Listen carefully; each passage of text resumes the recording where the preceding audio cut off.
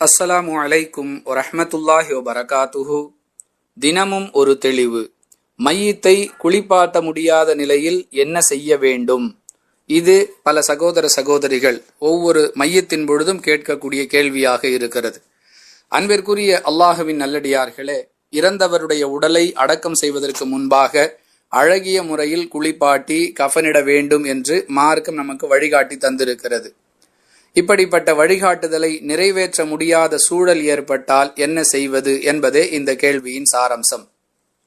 விபத்தில் மரணித்து விடுகிறார், நீண்ட நாட்களாக நோய்வாய்ப்பட்டு படுக்கையிலிருந்து மரணித்து விடுகிறார், அல்லது மருத்துவமனையில் அனுமதிக்கப்பட்ட நிலையில் மரணித்து விடுகிறார். அவருடைய உடல் உடற்கூறாய்வுக்குட்படுத்தப்படுகிறது, அதாவது போஸ்ட்மார்ட்டம் செய்யப்பட்ட பிறகே நம்மிடம் ஒப்படைக்கப்படுகிறது. இப்படிப்பட்ட சூழலில் அந்த உடலை குளிப்பாட்டுவது கட்டாயமா என்பதை நாம் தெளிவாக விளங்க வேண்டும். உடற்கூறாய்வு செய்யப்பட்ட நிலையில் அந்த மையத்தின் உடல் சின்னாபின்னமாக்கப்பட்டு தைக்கப்பட்டு பொட்டலப்படுத்தப்பட்டுதான் நம் வசம் ஒப்படைக்கப்படும். அந்த உடலை பிரித்தல் என்பது மிகச் சிரமமான ஒன்று.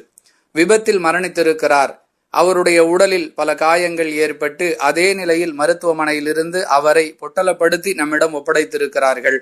அந்த நிலையில் அந்த உடலை பிரிப்பதும் சிரமம் என்ற சூழல் ஏற்படுமேயானால் இந்த நிலைகளிலெல்லாம் மையத்தை குளிப்பாட்டி ஆக வேண்டும் என்று கட்டாயமில்லை. லா யுகல்லிஃபுல்லாஹு நஃப்ஸன் இல்லா உஸாஹா. அல்லாஹ் திருக்குரானில் 6 இடங்களில் நமக்கு சொல்லி காட்டுகிறான். எந்த ஒரு ஆத்மாவையும் அதனுடைய சக்திக்கு அதிகமாக அல்லாஹ் சிரமப்படுத்த மாட்டான். இது இந்த வசனத்தின் கருத்து.